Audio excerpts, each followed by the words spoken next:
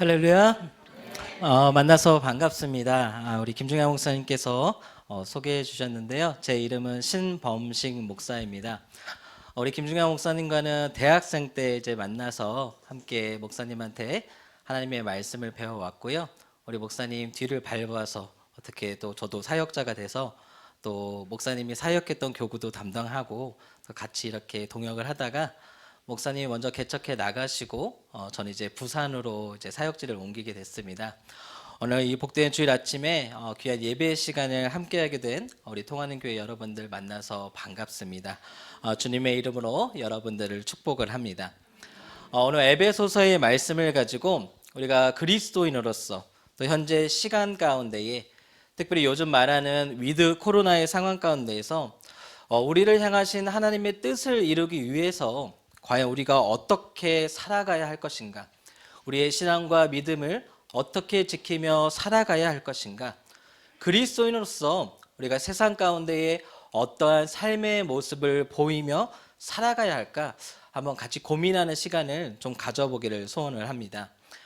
특별히 오늘 제가 준비한 이 본문 말씀은 많은 사람들이 잘 알고 있는 말씀입니다. 또 때로는 이 말씀 때문에 심각한 고민에 빠지기도 합니다. 왜냐하면 우리가 같이 읽은 18절 말씀에 보면 술 취하지 말라라고 쓰여 있기 때문인데요. 우리가 사회생활을 하다 보면 이 술 문화에 쉽게 빠지게 되어집니다. 혹시 여러분 가운데 술 좋아하시는 분 계십니까? 네, 솔직하십니다. 괜찮습니다. 제가 얼마 전에 가족들과 함께 남이섬으로 놀러 갔었는데요. 거기서 저희 부모님 이제 선물을 사려고 이렇게 고민을 하고 있었는데 저희 아들이 8살인데 이렇게 말했습니다. 할아버지는 술을 좋아하기 때문에 소주를 사가야 된다. 그래서 소주 2병을 진짜 샀습니다. 근데 이거는 이제 손주가 할아버지를 생각해서 이렇게 드리기 위해서 이렇게 했었는데요. 많은 사람들이 이것을 어떻게 보면은 참 고민하기도 하고 내가 예수님을 믿기 때문에 술을 안 마셔야 될까 이렇게 생각도 합니다. 근데요, 어떤 사람은 또 이렇게 말을 합니다. 이게 취하지 말라고 했으니까 마시지 말라고 한 게 아닙니다. 그래서 취하기 전까지 우리가 한두 잔 정도 약주하듯이 반주하듯이 먹는 거는 괜찮습니다라고 이야기하시기도 하고요. 또 어떤 분들은 아니다. 이 취함의 기준이 내가 나한테 있는 것이 아니라 우리 하나님한테 있는 거기 때문에 한 잔 마시는 거 그것도 우리한테는 문제가 될 수 있다라고도 이야기를 하십니다. 또 어떤 분들은 예수님도 포도주 즐겨 드시지 않았느냐? 저희 고모부가요 교회를 다니시는데요. 그 교회에서 이제 조금 있는 집사님들 중에서 조금 위에 계신 집사님인데 저희가 가족 모임을 할 때마다 그렇게 말씀을 하십니다. 예수님도 포도주를 즐기셨다. 그런데요, 다른 분들은요 이렇게 이야기합니다. 아니다. 우리가 알다시피 그 당시 물이 귀한 팔레스타인 지역에 살았기 때문에 물 대신 우리가 포도주를 마셨던 것이지 그것이 예수님이 포도주가 좋아서 마신 게 아니었다라고 이야기를 합니다. 또 어떤 사람들은 이렇게 이야기합니다. 고린도전서 10장 31절 말씀을 보면요 이렇게 표현을 합니다. 그런즉 너희가 먹고 마시든지 무엇을 하든지 다 하나님의 영광을 위하여 하라. 자, 그러면 술 마시는 거 하나님의 영광을 위해서 할 수 있다. 그렇기 때문에 나는 회식 자리에 빠지지 않고 참여합니다라고 이야기하는 분들도 많이 계십니다. 그런데 오늘 이 말씀을 가지고 여러분들에게 이 술에 대해서 취함의 기준에 대해서 이야기하려는 것은 아닙니다. 오늘 제목에서 보듯이 우리가 어떠한 삶을 살아갈 것인가, 우리가 이 땅 가운데서 어떠한 삶을 살아가야 될지 그 부분에 대해서 함께 고민하기를 원한다는 것입니다. 우리가 술 취함으로 인해서 벌어지는 방탕함에 대해서 조심해야 한다는 것, 주의해야 한다는 것을 바로 우리 성경에서는 말씀하고 있다라는 겁니다. 그리고 분명한 것, 우리가 취해야 할 것은, 취하지 말아야 할 것은 술뿐만이 아니라는 것입니다. 우리는 요즘에 문화에 취해서도 안 되고요, 음란함에 취해서도 안 되고요, 재물에 취해서도 안 되는 것입니다. 그렇기 때문에 오늘 말씀에서 먼저 우리에게 이렇게 말씀을 하고 계신 겁니다. 너희가 어떻게 행할지를 자세히 주의하라. 15절 말씀을 한번 같이 읽어보겠습니다. 시작. 그런즉 너희가 어떻게 행할지를 자세히 주의하여 지혜 없는 자 같이 하지 말고 오직 지혜 있는 자 같이 하여. 하나님께서는 우리에게 먼저 주의해야 한다고 말씀을 하셨습니다. 우리가 어떠한 행동을 함에 있어서 아무렇게나 생각 없이 또는 생각나는 대로 행동하는 것이 아니라는 것입니다. 우리가 무엇을 하든 간에 많이 생각하고 고민하면서 잘 생각해서 행동에 옮겨야 한다는 것입니다. 내가 행하는 일들이 먼저 나에게 있어서 그리고 또 다른 사람에게 있어서 어떠한 영향을 미치게 될지를 우리가 주의하고 살핀 후에 행동할 수 있어야 한다는 것입니다. 한 주간 여러분들의 삶을 한번 돌아보시길 바랍니다. 지난 한 주간 있었던 수많은 일들을 한번 생각해 보시길 바랍니다. 우리가 정말로 많은 사람들을 만나고 대화를 나누었을 것입니다. 정말 그러면서 우리가 이성적인 판단 가운데에 올바른 행동을 하고 있다라고 여기고 있을 겁니다. 타인을 배려하면서 상대방의 대화 속에서 조심하고 또 조심한다라고 여겼을 겁니다. 여기 아이들도 있는데요. 우리 부모님들도 아이들 키우면서 우리 아이들 생각하고 배려하며 조심한다라고 이렇게 생각을 하셨을 것입니다. 그런데 대부분의 사람들이요, 그렇게 생각을 하고 있지만 자신의 경험이나 또는 자신의 감정의 지배 가운데에서 행동을 하고 있음을 우리는 엿보게 되어집니다. 다시 한번 고민해 보시기 바랍니다. 한 주간 어떠한 자세 또 어떠한 마음가짐으로 우리의 가족, 우리의 자녀, 우리의 이웃에게 특별히 우리가 그리스도인으로서 믿는 자로서 어떠한 생각을 하면서 한 주간을 보내셨는지 한번 고민해 보시기를 바랍니다. 우리가 로마서 5장 8절과 6절 말씀을 보면요, 이렇게 말을 합니다. 육신을 따르는 자는 육신의 일을, 영을 따르는 자는 영의 일을 생각하니 육신의 생각은 사망이요 영의 생각은 생명과 평안이니라. 사도 바울은요, 계속해서 이 로마서 8장의 말씀을 통해서 육신의 생각은 하나님과 원수가 되면서 하나님을 기쁘게 할 수 없다라고 말합니다. 그렇기 때문에 이를 위해서 육의 생각이 아니라 영의 생각, 성령의 통치 아래서 우리가 살아야 함을 강조를 합니다. 성령의 통치 안에서 육신의 생각이 아니라 영의 생각을 가지고 살아가는 것, 이것이 바로 오늘 본문이 말하고 있는 우리가 주의하며 살아가야 하는 삶의 기초가 되어진다라는 것입니다. 그리고 이 기초를 이루기 위해서 우리에게 필요한 것이 바로 지혜라 말을 합니다. 골로새서 2장 3절 말씀을 보면 이렇게 말합니다. 그 안에는 지혜와 지식의 모든 보화가 감추어져 있느니라. 여기서 말하는 그 안이라 무엇을 말하겠습니까? 바로 우리 주 예수 그리스도를 말하고 있습니다. 예수 그리스도 안에 지혜가 있으며 예수 그리스도 그분이 바로 지혜라는 것입니다. 여기서 중요하게 우리가 생각해야 될 것, 우리 안에는 지혜가 없다라는 것입니다. 우리는요, 지혜자가 아닙니다.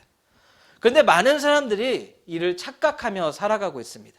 마치 내 안에 지혜가 있는 것처럼, 내가 지혜자인 것처럼 행동을 하면서 살아갑니다.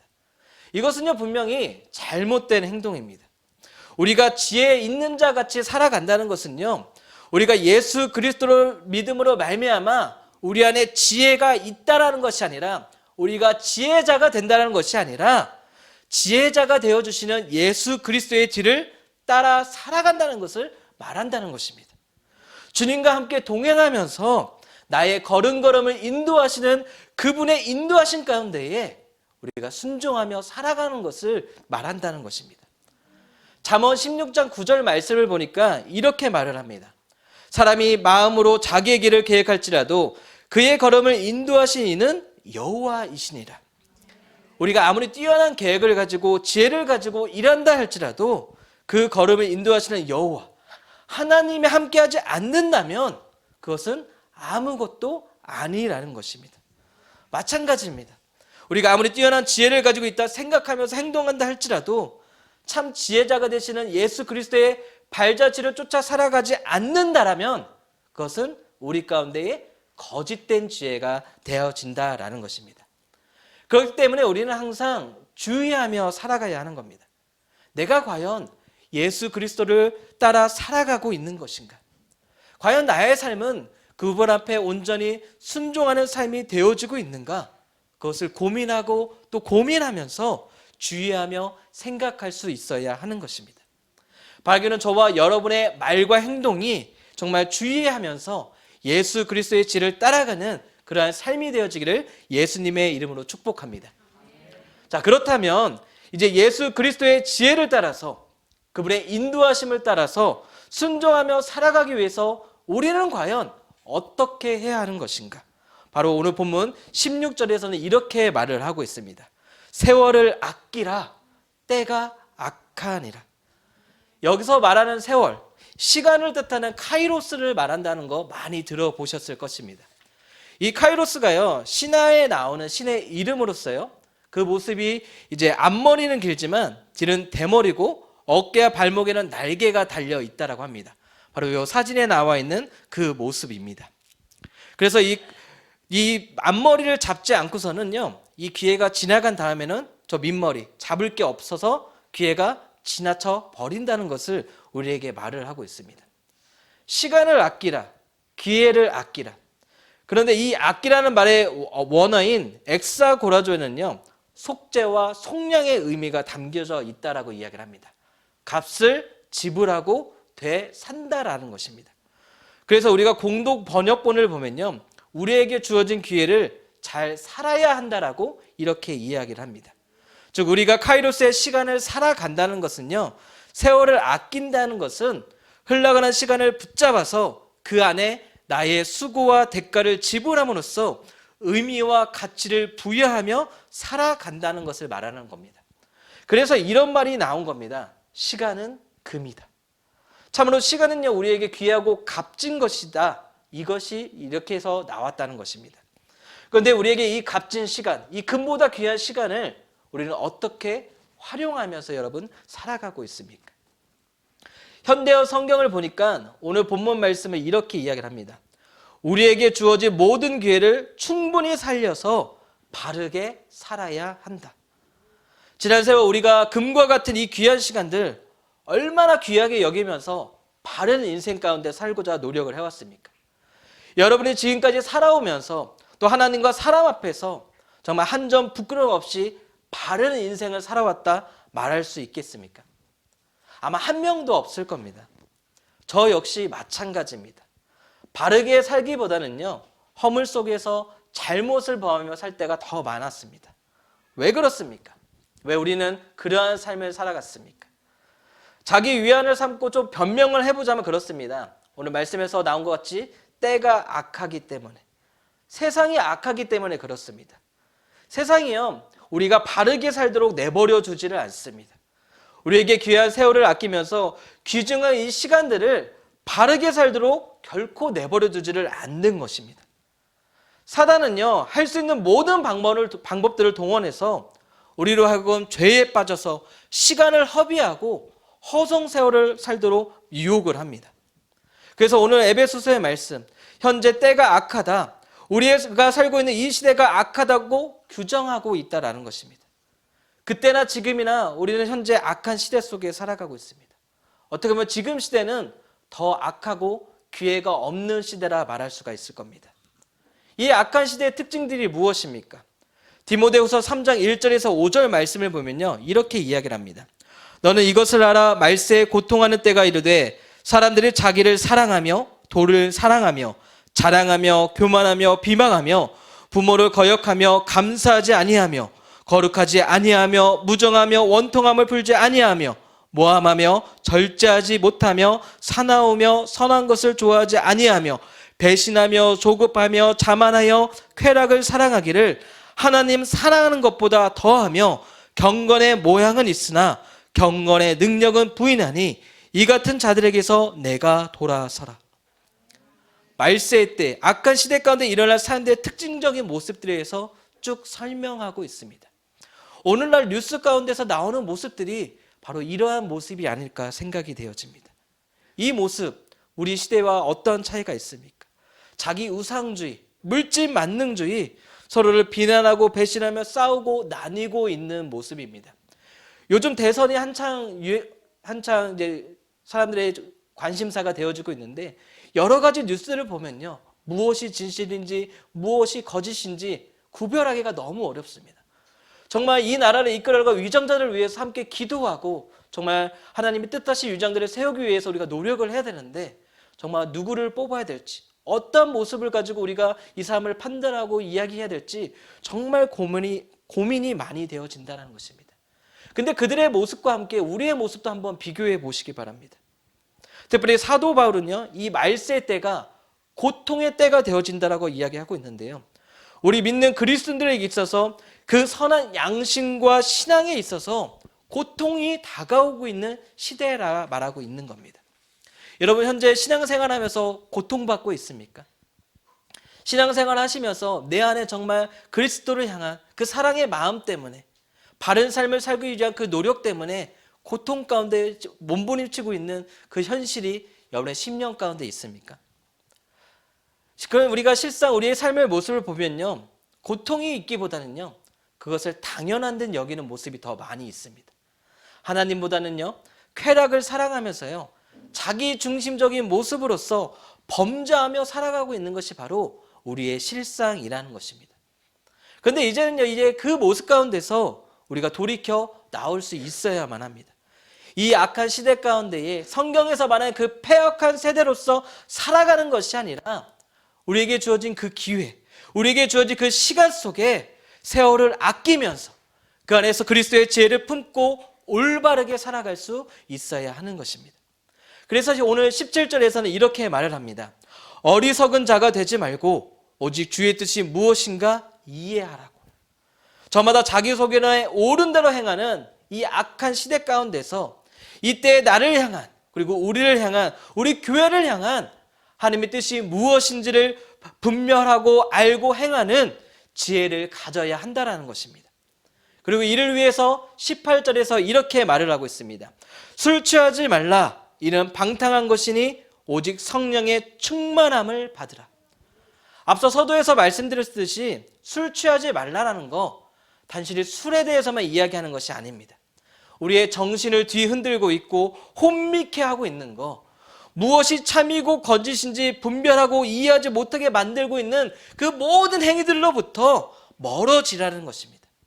하나님으로부터 나를 멀어지게 만들고 있는 그 모든 행위들을 그만둘 수 있어야 한다는 것입니다. 분별하지 못함으로써 우리의 생각과 마음을 움직여서 하나님의 뜻으로부터 멀어지게 하고 있는 그 모든 것으로부터 벗어날 수 있어야 한다는 것입니다.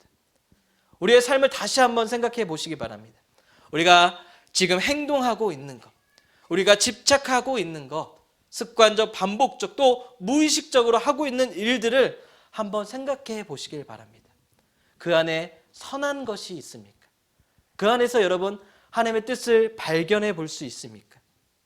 지금 여러분을 노예로 만들고 여러분의 통제력을 빼앗아서 의존하게 만들고 있는 그 일들 가운데에 하나님의 뜻을 여러분 찾아볼 수가 있습니까? 제가 지하철을 타면요 모든 사람이 고개를 숙이면서 핸드폰을 들고 있습니다. 핸드폰을 통해서 게임도 하고 뭐 은행 일도 하고 TV도 보면서 그 시간들을 보내고 있겠죠. 근데요 이게요 어린 아이들부터 어른에 이르기까지 모든 사람이 똑같은 행동을 하고 있는 거에서 제가 충격을 받았습니다. 제가 차를 가지고 운전하고 다니면서 지하철을 한동안 안 탔거든요. 근데 제가 이번에 부산에 이사 가면서 지하철을 타면서 모든 사람이 다 똑같이 고개만 숙이고 있는 거 보면서 아 이게 오늘날 우리의 현실이구나. 저희 집 아이들도 핸드폰을 손에서 놓지를 못합니다. 이게 오늘날 우리의 가정의 현실인 겁니다. 이 안에서 과연 우리가 어떠한 선한 것을 찾아볼 수 있겠습니까? 물론 이유는 많습니다. 다양한 변명을 할 수가 있습니다. 하지만 신앙적으로 봤을 때에 그것은 오직 한순간을 즐기기 위한 쾌락을 위한 수단에 불과할 뿐입니다. 그것을 성경은 어리석은 일이라 말을 하고 있습니다. 존 파이퍼 목사님이 쓴 삶을 허비하지 말라는 책이 있습니다. 한 번뿐인 우리의 인생은 곧 지나가기 때문에 오직 그리스도만을 위한 영원한 일을 행하라고 말을 합니다. 존 파이퍼 목사님께서요 이 책을 통해서 전하고자 하는 중심의 주제가 바로 이런 겁니다. 잠시 이 책 속에 나오는 두 이야기를 제가 설명을 좀 하도록 하겠습니다. 이 이야기는 오래전 이 파이퍼 목사님께서도 이제 같은 제목으로 설교했던 내용의 한 부분이기도 합니다. 먼저는 2000년 4월 서부 아프리카의 카메룬에서 선교 사역을 하다가 소천하신 루비 엘리어슨과 로라 에드워즈의 이야기입니다. 루비는요, 80이 넘은 나이에도 불구하고 평생을 독신으로 살면서 오직 한 가지 일만 행하며 살아왔습니다. 바로 그 일은 복음을 듣지 못했던 사람들, 가난한 사람들, 병든 사람들에게 그리스도의 복음을 증거하는 일이었습니다. 로라는 당시 여든을 바라보는 미망인이자 의사로서 이 카바르에서 선교하고 있던 루비의 사역을 옆에서 도왔습니다. 그런데 어느 날 이 둘이 탄 자동차가요, 주행 중에 브레이크 파열로 인해서 절벽에서 떨어져서 그 자리에서 즉사하게 되었습니다. 다음으로는 1998년 리더스 다이제스트 2호로에 실린 한 부부의 이야기입니다. 그 기사의 제목은요, 이러했습니다. 일은 시작과 일은 은퇴. 봅과 펜이라는 부부의 이야기였는데요. 1993년 미국 북동부에서 59세와 51세의 나이로 이들이 조기 은퇴를 결정을 합니다. 그리고 플로리다 펀타고다에 살면서 9m짜리 트롤선을 타고 다니면서 소프트볼을 즐기고 또 해변에서 조개 껍질을 주우면서 자기만의 컬렉션을 만들며 살아갑니다. 이 두 이야기 중에서 여러분이 한 이야기의 주인공이 되고 싶다라면 여러분 어떤 이야기의 주인공이 되겠습니까? 선교하다가 죽은 사람의 이야기가 되고 싶습니까? 일찍 은퇴해서 호화롭게 살아가는, 여유롭게 살아가는 그런 인생을 살겠습니까? 저 같으면 후자를 택할 것 같습니다.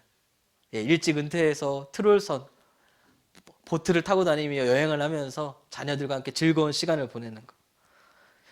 그게 훨씬 더 우리에게 더 기쁘게, 더 멋있게 다가오는 게 현실입니다. 그런데 이 파이퍼 목사님이요, 이 이야기를 하면서 이렇게 말합니다. 이 부부의 모습은 현대인의 비극이다. 이 비극을 동경하지 말아라. 말씀드렸다시피 많은 사람들이요, 수많은 돈을 돌아가면서 이 부부의 모습을 동경하고 이런 삶을 살게 되기를 꿈을 꿉니다.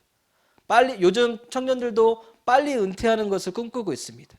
좋은 가정과 좋은 집, 좋은 차, 좋은 직장, 또 좋은 친구들, 즐거운 은퇴 생활을 즐기는 것을 꿈을 꾸고 있습니다. 근데 생각을 해보시기 바랍니다. 과연 이런 것들이 우리가 마지막 날 우리 주님 앞에 서게 될 때에 과연 우리 주님께서 기뻐하시는 모습이 될 수 있을까? 성경은 분명히 우리 주님께서 그 마지막 날에 우리가 행한 대로 우리를 평가하신다 말씀을 하셨습니다. 주님 앞에 서게 될 때에 우리가 소유하고 있는 좋은 집과 차, 직장, 이런 것들을 자랑하고 우리가 평가받을 수 있을 것 같습니까? 이 부부처럼 소프트볼을 즐기고 해변가에서 조개를 주우며 자기만의 컬렉션을 만드는 것을 우리가 가치 있는 일이라 여길 수 있겠습니까? 반면 앞서 그 선교 사역을 하다 죽은 두 사람의 모습을 한번 생각해 보시기 바랍니다. 여든의 나이에 그 연령대라면 다른 일을 모두 다 은퇴하고 사소한 일 가운데에 그 삶을 허비하고 있을 때에 단 한 가지 일에 이들은 모든 열정을 쏟아부었습니다. 오직 예수 그리스도의 영광을 위해서. 죽어가며 가난하고 병든 자들, 세상 속의 소외된 자들을 위해서 아프리카 카멜론에서 그 남은 생을 헌신을 합니다. 그들이 비록 갑작스러운 사고로 인해서 그 목숨을 잃게 되었지만 결국 이들의 삶에 대해서 우리가 이것은 비극이었다, 이것은 참으로 허망한 죽음이었다, 이렇게 평가할 수는 없는 것입니다. 오히려 이들의 죽음은요, 하나님 앞에 영광스러운 죽음, 영광스러운 삶이 되었다, 우리는 그렇게 말할 수 있어야 하는 것입니다. 마가복음 8장 35절 말씀은 이렇게 말합니다. 누구든지 자기 목숨을 구원하고자 하면 잃을 것이요, 누구든지 나와 복음을 위하여 자기 목숨을 잃으면 구원하리라. 이 선교사의 삶과 이 부부의 삶의 모습 중 과연 어떠한 삶이 하나님 앞에 진정으로 자랑이 되어지고 또 인정이 되어지는 삶이 되겠습니까? 우리는 이미 정답을 알고 있습니다. 무엇이 진정 가치 있는 삶이 되는지 우리는 알고 있습니다. 그리고 나도 그러한 삶을 살아야겠다 다짐하고 또 다짐하고 있다는 거 여러분 아실 겁니다. 그런데 우리의 연약함이요, 우리의 어리석음이 무엇이 정답인지 알고 있으면서도 불구하고 계속해서 우리를 틀린 답으로 이끌어가고 있습니다. 이러한 어리석음에 대해서요, 솔직히 우리는 숨 막힐 듯한 그 분노를 느낄 수 있어야 합니다. 우리를 망가뜨리고 있고 우리를 무너뜨리고자 하는 그 어리석음에 대해서 우리는 대항할 수 있어야 합니다. 하지만 우리의 모습이 어떠합니까? 스스로 두 눈을 가리고 그 어리석음이 바로 세상의 능력이 되어진다. 세상의 자랑이 되어진다 말을 합니다. 이러한 우리의 어리석은 모습을 향해서 퀴스타드 플로베르라는 사람은 이렇게 말을 합니다. 여러분 혹시 옛날 드라마 중에 배트맨 바이러스라는 드라마 기억을 하십니까? 거기서 김명민 씨가 그 마에스트로 지휘자로 나오면서 항상 했던 말입니다. 바로 똥덩어리. 예, 똥덩어리라고 이렇게 표현을 합니다. 이 폴로베르라는 사람은요, 젊은 시절부터 죽을 때까지 인간의 어리석음을 관념하던 수집하던 작가로서요, 그의 서간집을 보면요, 동시대의 사람들에 대한 그 어리석음에 대한 분노와 절망에 대한 글들이 많이 적혀져 있습니다. 그래서 그는 세상의 타락함과 어리석음에 대해서 환멸을 느끼면서 그에 대한 분노로 인간의 무지와 어리석음에 대해서 이 시대의 방탕함과 악함에 대해서 똥덩어리라는 이렇게 표현을 많이 사용을 합니다.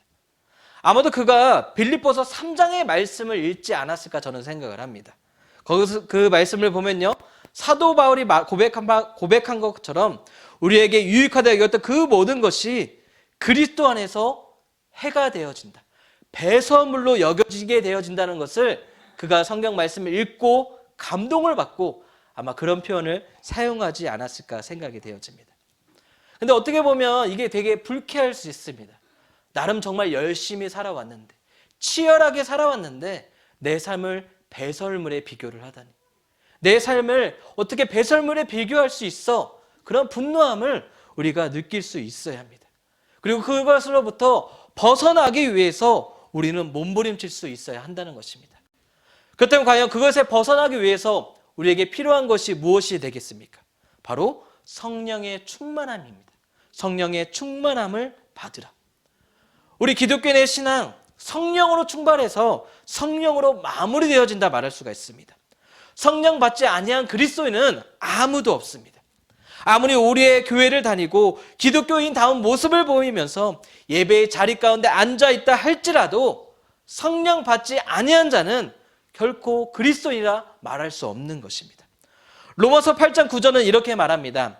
만일 너희 속에 하나님의 영이 거하시면 너희가 육신에 있지 아니하고 영에 있나니 누구든지 그리스도의 영이 없으면 그리스도의 사람이 아니라. 이어서 로마서 8장 14절에서도 이렇게 말을 합니다. 무릇 하나님의 영으로 인도함을 받는 사람은 곧 하나님의 아들이라. 하나님의 영, 성령이 없이는 결코 하나님의 자녀, 그리스도인이라 말할 수가 없다라는 것입니다. 그런데 왜 성령 받아라가 아니라 성령의 충만함을 받으라 우리에게 이야기하고 있는 것입니까?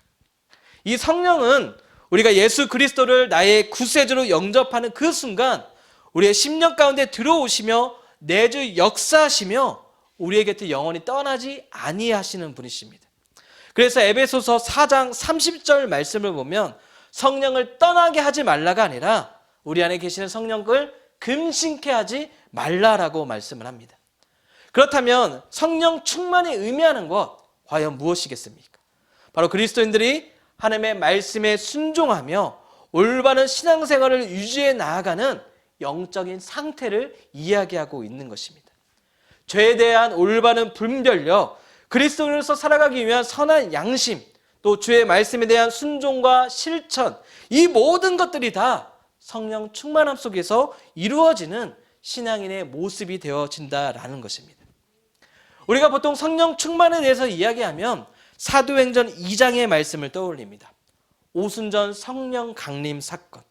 성령의 충만함이 제자들 가운데 일어나자 그들이 여러 가지 방언으로 이야기하기 시작을 합니다.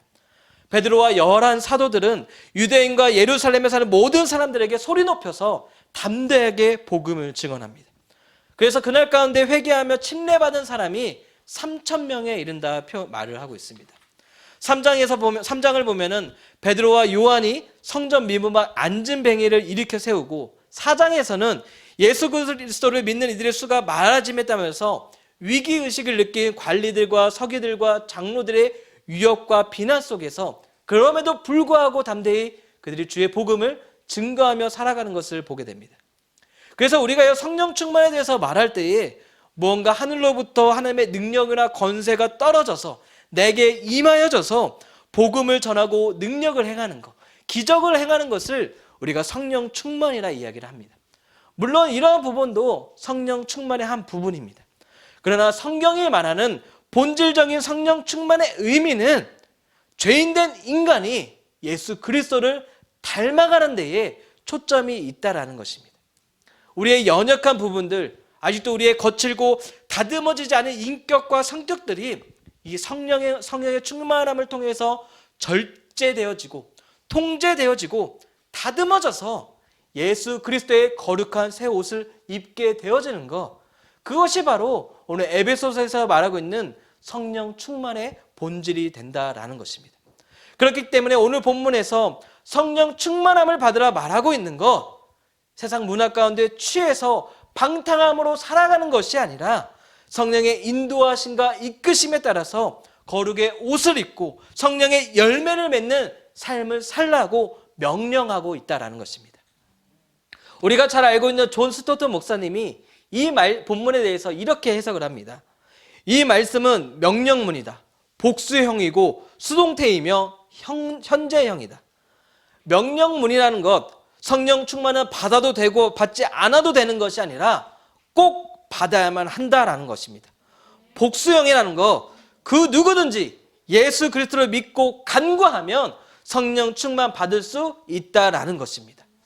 수동태라는 것, 성령 충만은 하나님께서 주시는 은혜이자 선물이다라는 것.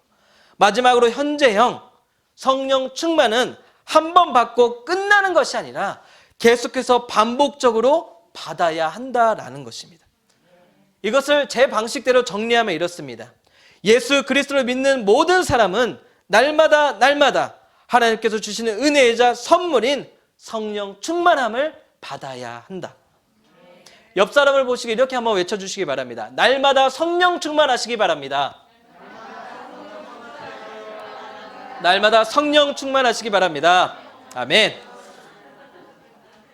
저와 여러분이요, 이 땅의 악한 가운데서 예수 그리스도의 옷을 입고 세상의 어리석은 가운데 대항하면서 방탕하지 않고 또 주의 말씀대로 순종하며 살아가기 위해서는요, 반드시 성령 충만할 수 있어야 합니다.